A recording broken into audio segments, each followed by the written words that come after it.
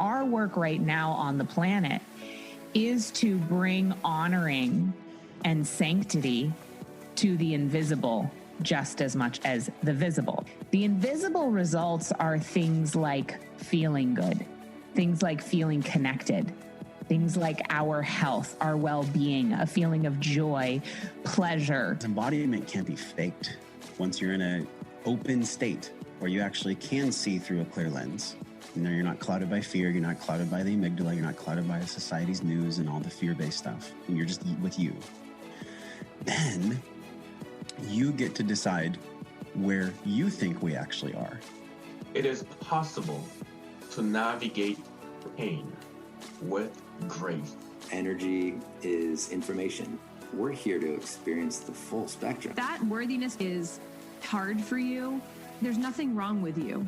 It is a muscle that we kind of have to learn how to access. You are not disempowered, and you have power in every area of your life all the time. I believe that chronic illness is an opportunity for us to heal. Health, it's a choice. Listening to your body if you so choose. My prayer for the world would be that they would know the infinite love of God. Aloha and welcome to the Body and Soul Wisdom Podcast, formerly known as the Embodied Healing Self Podcast, with your host, jenmons. Join me each week for soul-inspired, conscious conversations around awakening to your soul purpose through 5-element well-being. Thank you so much for joining in. Welcome back, my podcast family. I'm so excited to share another week with you in this online space and community. Last week, I shared about spiritual toxicity, and I shared with you that I would do an episode on how to qualify your mentor or coach if you're thinking about hiring one. This came from one of our podcast community listeners as a request. I'm so grateful.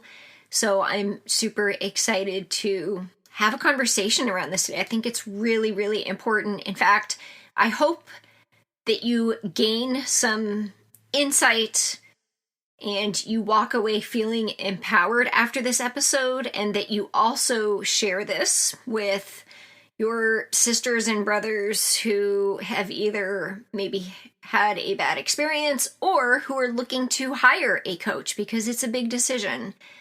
So today we're going to talk about how to qualify, how to feel empowered when you're interviewing your coach, because when you go into like a consultation or a connection call, you're both interviewing each other. So right away, I just want to give you permission to know that you're interviewing the coach. They're also interviewing you to see if you're a good fit. If they're a good coach, they won't say yes to everybody. They only say yes to who's aligned for them. And I want you to feel empowered after this episode so that you have a list of questions and also takeaways that you can then enter that conversation with. Number one is to first gain clarity on what your needs are. So before you have a conversation with a coach or you're thinking about hiring one, you first need to know why. What do you need in life? Because a lot of times what we think we want, there's actually something that we need under the surface. So just get really clear on what your goals and objectives are. Now, a coach's role is to help you create change in your life moving forward. So very different than a therapist. I'm going to get into that with number two. So before you have a conversation with a coach, are you looking for somebody to support you with nutrition or emotional empowerment, your business, spirituality, parenting, executive coaching? There are many, many, many different types of coaches, and a lot of coaches have a different flair, a different vibe. So you may find a nutrition coach that is also well-versed in emotional empowerment or spirituality. Or you might find a nutrition coach who's solely focused on fitness or weight loss. So there's many different types of coaches that have a different niche that they speak to. So it's really important for you to find the one that is aligned with you. You also want to be really clear on what your values are as you're interviewing a coach and make sure that the values that you have align to the values of that person. In other words, there are money coaches out there that one of their values is just money.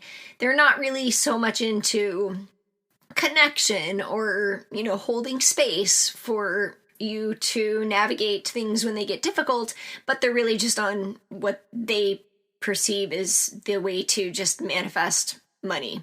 Or there are relationship coaches that maybe specialize in Christianity, or maybe they specialize in same-sex relationships, or maybe they specialize in divorce or spiritual growth in a relationship.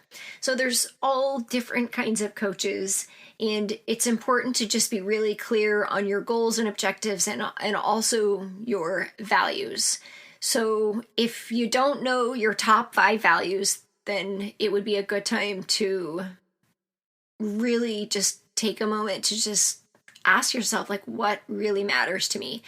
Health, family, connection, growth, spirituality, nature, whatever those are, and finding a person who aligns to those values.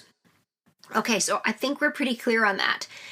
You've got to have clarity before. So let me take a step back.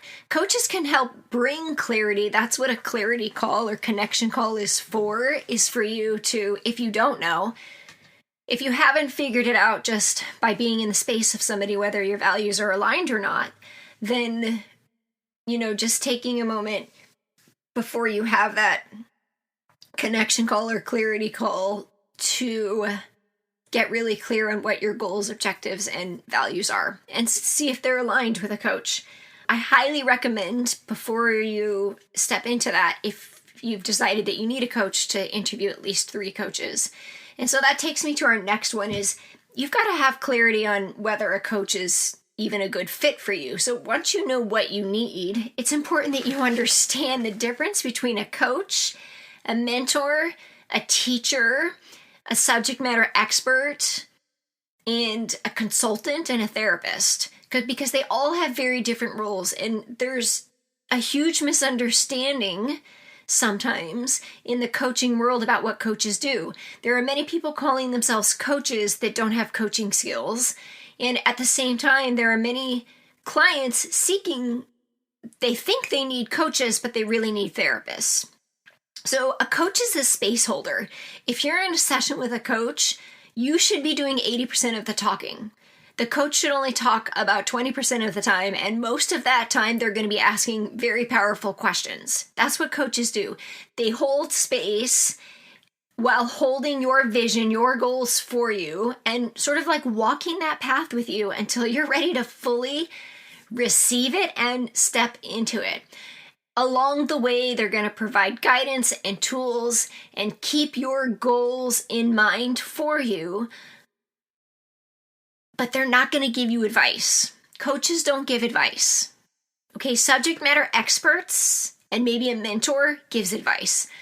A really great coach, if you're stepping into a relationship with a coach hoping that they're going to give you all the answers and save you and fix you and just hand you the magic ball and everything's going to change, that's not going to happen. Because a really good coach empowers you to create the changes that are aligned with you. So they ask the right questions so that you know what your values are. You know what's important to you. You from where you are, you come up with the solutions, the pathways that work for you. A coach does not give advice on that because they would be giving advice based on their experience. That's what a mentor or a subject matter expert does. So I just want to be really clear for you right now. If you're thinking, do I need a coach or a therapist, where you're at in your life? Let me just be clear on what a therapist does. So a therapist holds the space for you to share what you're struggling with. Okay, so a lot of times in therapy sessions, there's space for a lot of emotions. You may be in a trauma response. You may be doing the work to come through some trauma. And so that's what their therapists do. Now they can also have some coaching style. They may help you also move forward. They may ask powerful questions. They may help you to take that next step. But they really are also space holders that hold the space for a larger capacity of very challenging things. Coaches work more in the present to the future. Therapists spend time holding the space for you to heal the past and where you are now. So a coach may dip their toe in that just to really help you see patterns that are showing up. But it's really, a good coach will know if you're in a trauma response pattern that really, where you really need to have the supportive therapist. So if you think that you're looking for a coach, but you really need a therapist, you're going to be paying for a very expensive therapy session, and you might not get the results that you want. That's why it's super important to know that if you're, let's just say coming out of a divorce, or if you're really in a place that has just kind of shaken up your world. And by the way, it's wonderful to have both. Many of the women that I work with, the women that get the most results are often being supported by a therapist alongside while I'm working with them to coach them to move them forward. Because we have very different perspectives. We have very different ways of asking questions and different ways to help them reach our clients to reach their goals. So I hope that helps bring clarity around that, because there are times where clients are seeking, they think they want a coach, but what they really need is a therapist. And what I'm here to tell you is that coaches usually are more expensive. They're not covered by insurance. And so it's going to be an expensive therapy session. They're both really great at holding space. But if you're in a place where you're really feeling trauma response, then you may need to work with a therapist alongside your coach, or you may need to start there first. So for the best results for you. A mentor is somebody who provides advice on expertise. So we could call them a subject matter expert, but subject matter experts, like getting into the world of being a little bit more kind of technical. It might kind of show up in different styles of coaching, like maybe executive coaching, whereas a mentor can serve as somebody who's also really there to kind of support your personal and professional growth based on their experience. So it's very experience-centered. Teacher, the same thing. A teacher is somebody who has gained expertise in some area, maybe on experience, maybe through credentials, and they then become the teacher in that subject matter. So lastly, that leaves consultant. Consultant is somebody who gives advice. So you're consulting in them for your needs. You're asking for advice. Very, very different than a coach. Again, a coach is going to ask a lot of questions. They're going to encourage you to take self-responsibility for your experience by empowering you while also creating that sacred space and holding that space for you. And it's very, very client-centered. So therapist and coach, the session is completely client-centered. Mentor, expert, or consultant would be a little bit more centered around the person providing the expertise. So this is really important. I hope you guys find this helpful. Okay, so one more thing. So the next thing I want to touch on is that there's a lot of influencers in today's world through social media who call themselves coaches and don't really have coaching experience, but they're able to influence you. So again, just remember that a coach is somebody who holds space.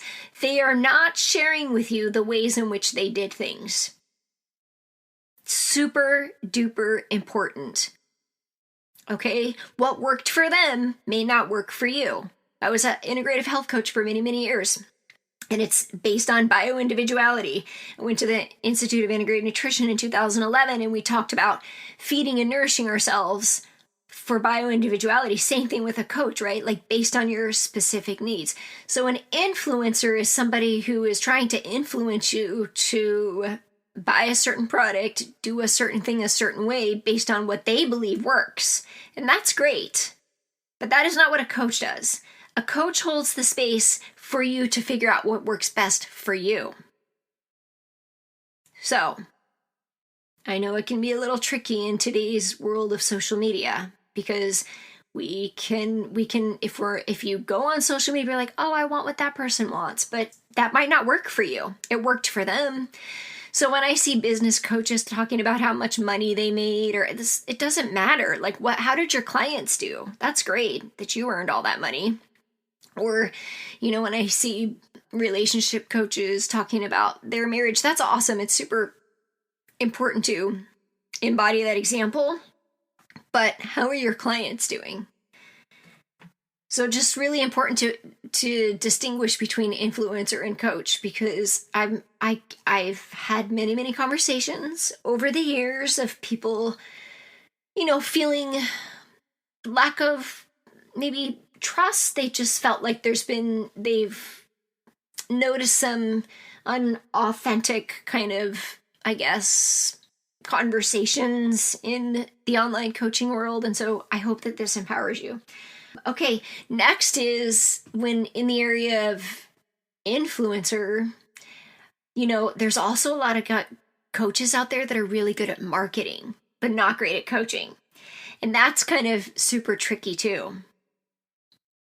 That's really tricky, actually. So the question you want to ask yourself when you're in a connection or clarity call with this person is, am I buying something, or am I being sold to? So in those clarity calls, it should be all about you and your needs. And then you should have the opportunity to ask questions. That there should be a prompt at the end, like, do you have any questions for me? And that's when you say, boom, yes, I do have questions for you. I'm actually interviewing you, because if I'm going to invest $5,000, $10,000, $15,000, $20,000 into something, I want to know everything. That's a huge investment, you guys. That's like a car, right? And it can be totally worth it and completely transformational. If someone were to ask me in the programs I invest in if I would do it again, like the price of my transformation is priceless. You cannot put a price on it. And so in those terms, money is a vehicle for transformation.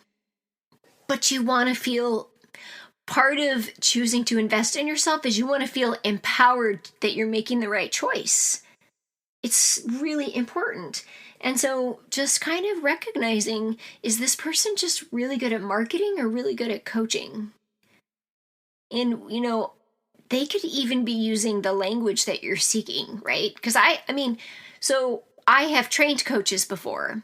And so one of the things that we teach coaches is you really want to speak to the person. You want to speak to what it is that is really uncomfortable for them and what it is that they want in life. So we call them pain and pleasure points. And, you could be sitting here listening thinking, well, that kind of sounds manipulative. Well, I guess you could think that it is, but it's also just helping the client get clear on what they want. Like, what's not working for you? And what is it costing you? And what do you really want? Because coaches can help create that space of transformation. And that can be priceless. And just being aware that there are people that hold, like I said, they're really great at marketing. And so noticing the language that they use, noticing their energy, most importantly, connecting with them on a call. Because it's kind of happening that a lot of the people that, in my experience, I should say, in my opinion, that you probably really want to find a coach before they get too big, before they become an influencer. Because once you get into the space where they're an influencer and they're like, they're calling in numbers, quantity over quality, you just lose that sacred experience. You just lose it. I really try to keep my group coaching between 10, no more than 20 women, whether it's in retreats or I really like sacred, intimate experiences. I've been a part of coaching programs where it was like 50 people on a call. That's just not, it's not enjoyable. You don't get the quality of the experience that you want. So it's better to hire growing coaches, I think, before they get too big and before you're spending, even if you're just spending $1,000 per program where you never have time with a coach, my guess is, in my experience, from what I've witnessed and what I've experienced, is that you just don't make the change that you need until you really get that quality time with a coach. Okay, next one is credibility. I think it's super important. Now, you're going to hear me say, like, I've done a lot of work around releasing my personal value and worth associated with all of my credentials and degrees and training. And, you know, I do, for me, that's been my personal experience. I've definitely been one of those people, and I tend to work with people who feel overwhelmed. They're overachievers, perfectionists, and they really want to shift that energy. And, you know, at the same time, like, that's been part of my journey. So I think that credibility is important. I really do believe that credibility and training is important. I personally am an ICF standard credited coach. I believe in the value and the credibility of coaches, but I also believe that there are coaches out there that are probably good coaches that aren't certified by the ICF. I don't, necessarily think that it's necessary. However, I do value my training through the ICF. I think it's really important that if you're going to hire a coach, that they are credentialed, that they are trained. They have a certain set of skills that somebody who calls themselves a coach who hasn't trained does not have. And on the other hand, there are also some really, really awesome coaches out there that can produce results in clients who've never been trained. So I think I'm speaking more to like the newer coaches. Like, there's a lot of people showing up in the space that, they're just like, I'm going to become a coach, and I'm just going to do this because I'm really good at having conversations with people. I've always been that person that, people trust or whatever. And that's super great. They could still be amazing coaches. You probably want to make sure that they have years of experience or, client testimonials to back them up if they're not certified, in my opinion. Again, I'm not saying that if your coach isn't a certified coach, that they're not a great coach, because there are a lot of really great coaches out there that aren't certified. But I do think that credentials and credibility is important, so that can come to their training, their certifications, but also their experience and their results, their client results. There's a couple different ways you can look at that. I personally have a ton of training and certifications that honestly nobody really cares about. Very few people in conversations are like, so what is your certification and training? I'm a certified holistic health coach. I'm certified in energy healing and divine healing, leadership and facilitation through emotional empowerment, detoxification, so licensed spiritual healer. I'm a yoga teacher. So the list goes on. And honestly, most people show up and they never even ask that. They usually choose to work with me because they tell me that in our conversations during our connection call, they just feel like they can trust me. So feeling like you can trust a coach is more important than the certifications and credibility, but I do hold value to their credibility. And it doesn't necessarily mean that they have to be an accredited coach, but more in the sense of like, what kind of things are they doing in the world too?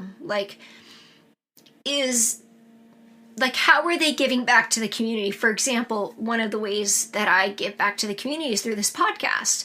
I allow people to connect with me in a space that is complimentary, that is free, by sharing experiences. And a lot of people get a lot out of these podcasts, and they never choose to work with me. And so to me, that is my give back to the community. Now, I also give back in other ways by supporting local nonprofits and events that I'm super passionate about that support and empower girls and women. So just really looking at what else are they doing in the world? And what training and certifications do they have? Like how long have they been doing this? When you're looking at, there are brand new coaches that are charging, 25, 50 grand. Really, this is a thing. And they're getting paid this because they're really great at marketing and they're really good on social media. But that's not really going to help you. Are they good at coaching? What experience do they have holding space for others? Like, do they do it? Do they do retreats? Do they do group coaching? Do they do private coaching? Do they have a podcast? Do they hold space for conversations in podcast interviews? Like, did they write a book? Do they speak? So, just really noticing the different ways in which they show up. So again, I said I recommend, once you establish that a coach is what you need, and it may or may not be, you're clear on your goals and your objectives. You're clear that this person is a good coach, not just a good marketer. This person is a good coach. They are not just a good influencer.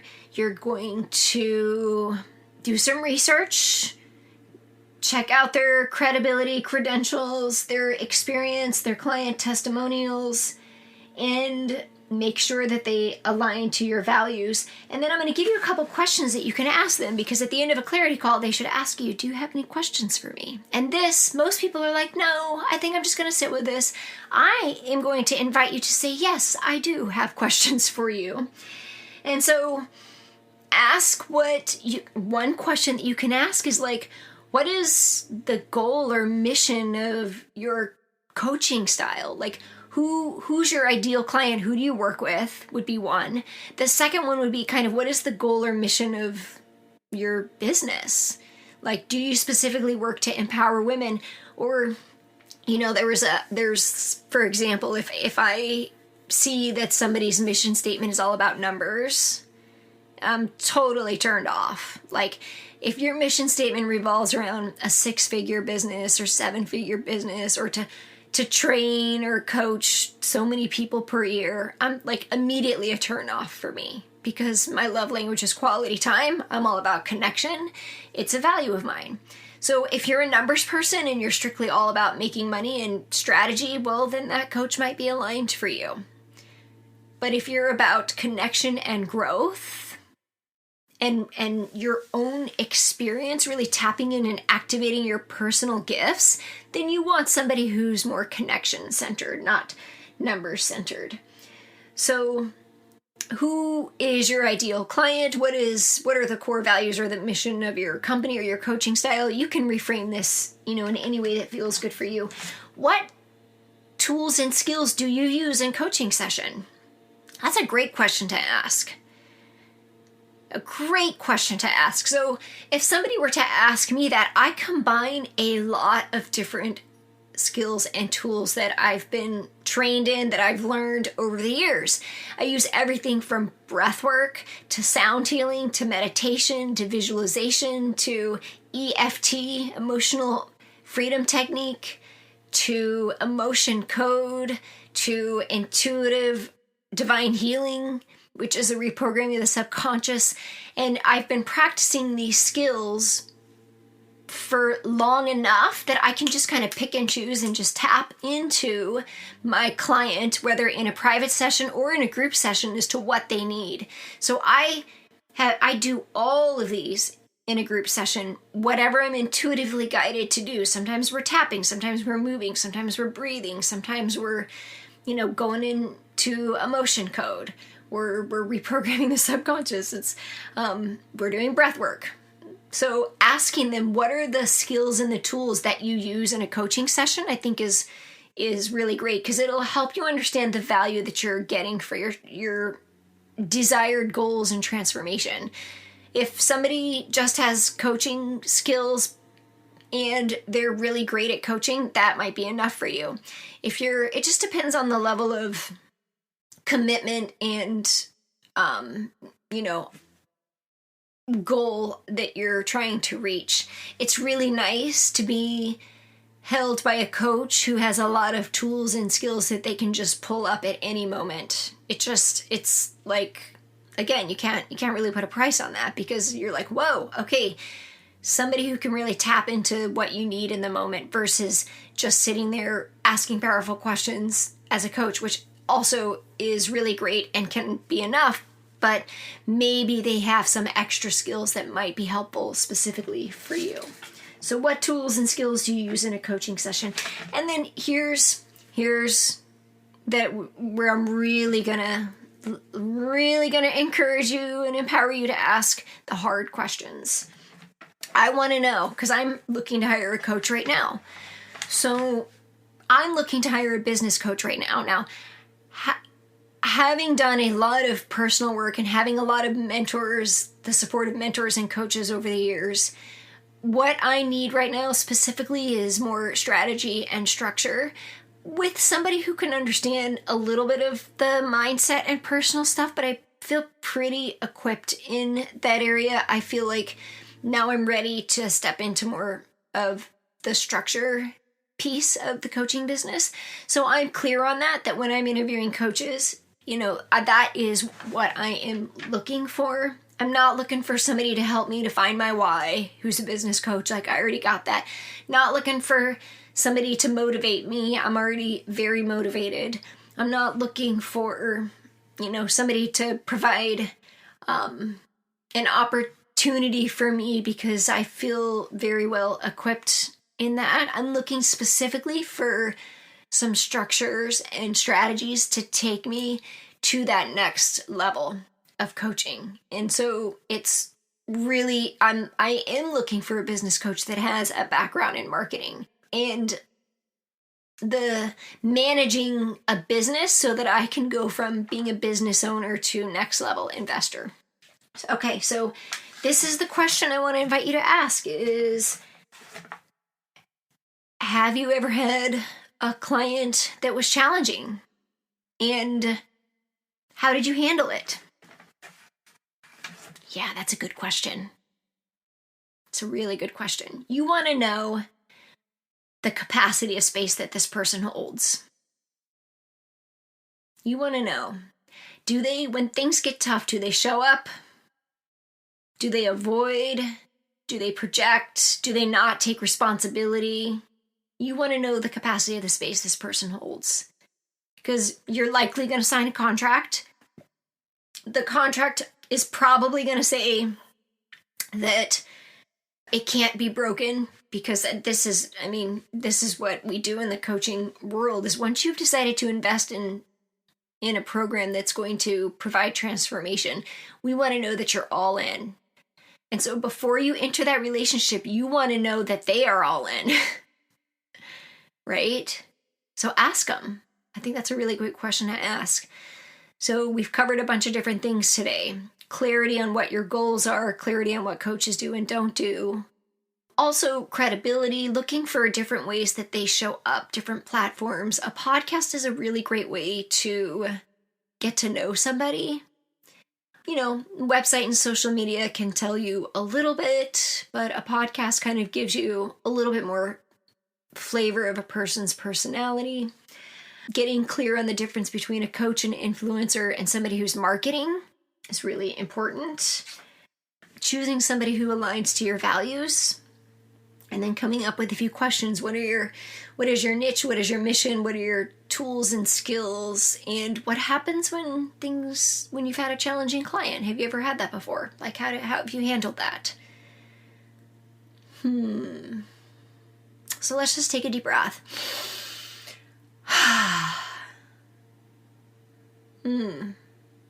Felt really good to share that. I hope that you're receiving this. I hope that I have provided you with clarity and comfort and confidence in how to qualify your coach or mentor. If you're looking for somebody to elevate your life in some way, whether it's in your relationships, your health, your business, relationship to anything, career, purpose, money, marriage, children, whatever coach it is that you're looking for, before you take that next step, just take a deep breath and just ask yourself, is this aligned with me? Is it the right time? Is this person or their values, is their mission aligned with me? And is it the right time to hire a coach? I've had women that have followed me throughout the years, and then finally 3 years later, 2 years later, like it's the right time. But they had to get to that place. And so just really noticing, is it the right time? And just getting clear on what it is that you want, because it's a co-creation. It's an investment of your time and money on both parts. It's an investment of the coach's time. And so it's really important that it's aligned on both sides. So thank you for joining me. I'd love to hear if this was helpful. Please feel free to share with anybody that you know is navigating this or is even interested in becoming a coach, because I think this is a great episode for those who are stepping into the coaching space to just help bring clarity on, making sure that we're showing up in a way that's benefiting our clients, because the bigger picture for that is that we're here to just help humanity in whatever our specialty kind of way is. So, thank you for being here. I'm so grateful to have this conversation. Again, this came as a request from one of the listeners in our community. So if you have any requests, send me a personal message at jenmons on Instagram, jen.mons, or my Facebook, jenmons coaching, and I'd be happy to hear your requests. I hope you have a great day. Aloha. The content of this podcast is to educate, inspire, and inform you of pathways to an embodied healing self. It is not intended to be a substitute for professional medical advice, diagnosis, or treatment. Always seek the advice from your medical doctor, therapist, registered dietitian, or nutritionist for any questions you may have regarding your diagnosis or condition.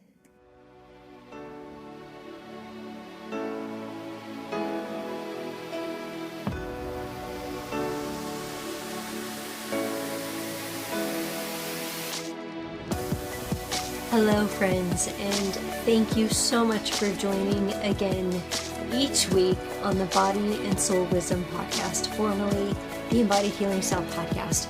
I am so deeply honored to share the space with you every week. I know that there are many other podcasts that you could be tuning into, and our community is expanding and growing more with each new episode.